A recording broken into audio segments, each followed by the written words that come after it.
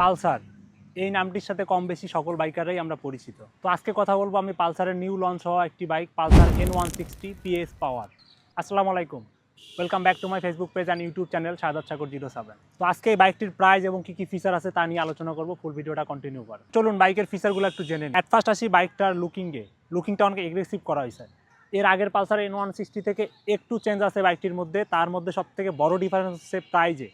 তারপর প্রথমেই খেয়াল করলে দেখা যাবে এখানে সিটে একটু চেঞ্জ আছে, এখানে হচ্ছে সিঙ্গেল সিট, এর আগের ভার্সনটিতে ছিল স্প্লিট সিট মানে ডুয়েল সিট। এবার আসি বাইকের ইঞ্জিন টাইপে, single cylinder 4 stock SOHC air কুল FI ইঞ্জিন। বাইকটির ইঞ্জিন ডিসপ্লেসমেন্ট হচ্ছে 164.82 সিসি। এই বাইকটি সর্বোচ্চ পাওয়ার প্রডিউস করবে 16 PS এবং 8750 RPM। এবার আসি বাইকের ব্রেকিং। এর ব্রেকিং এ সামনে ইউজ করা হয়েছে ABS এবং ডিস্কের সাইজ হচ্ছে 300 mm এবং পিছনের ডিস্কে ব্যবহার করা হয়েছে 230 mm। সামনে ইউজ করা হয়েছে 180/17 এবং পিছনে টায়ারে ইউজ করা হয়েছে 130/70/17। MRF ব্র্যান্ডের টায়ার ইউজ করা হয়েছে এবং দুটো টায়ারই হচ্ছে টিউবলেস এবং এই বাইকটির কার্বো ওজন হচ্ছে 154 কেজি। এবার আসি বাইকটির হেডলাইটে। এটার জন্য আমি নিজে অনেক স্যাটিসফাইড। হেডলাইটে ইউজ করা হয়েছে LED প্রজেক্টর হেডল্যাম্প এবং সাথে DRL। বাইকটির ট্যাঙ্ক ক্যাপাসিটি হচ্ছে 14 লিটার। এই বাইকটি টোটালি 4টি কালারের সাথে লঞ্চ হয়েছে, রেড, ব্ল্যাক, গ্রে এবং পিঙ্ক।